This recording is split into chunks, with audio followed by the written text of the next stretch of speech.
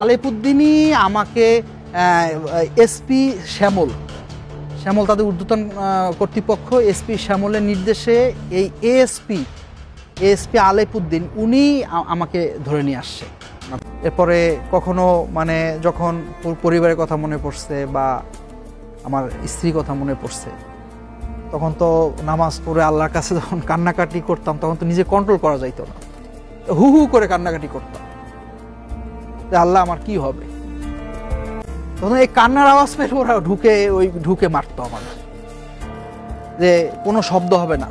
যে আল্লাহর মানে যদি জিকির করতাম একটু বা একটু সূরা জোরে পড়তাম, কেন আমি আল্লাহর নামটা জোরে নিছি, কেন আমি দোয়ায় আমি আল্লাহর কাছে চিৎকার করে চাইতেছি আল্লাহ আমাকে মুক্তি দেন, আমার মতো মাজলুমদের আপনি মুক্তি দান করেন, আমাদের কি অপরাধ।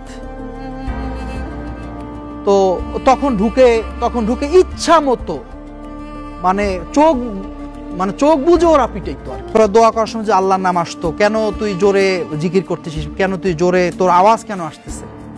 এরপরও যদি নিজে আবেগ কন্ট্রোল না করতে পেরে যখন আল্লাহকে ডাকতাম, হায় আল্লাহ আর কতদিন এইখানে থাকবো, আল্লাহ এর থেকে তো আমার মউত ভালো, আমাকে ঈমানের সাথে মউত দান করেন।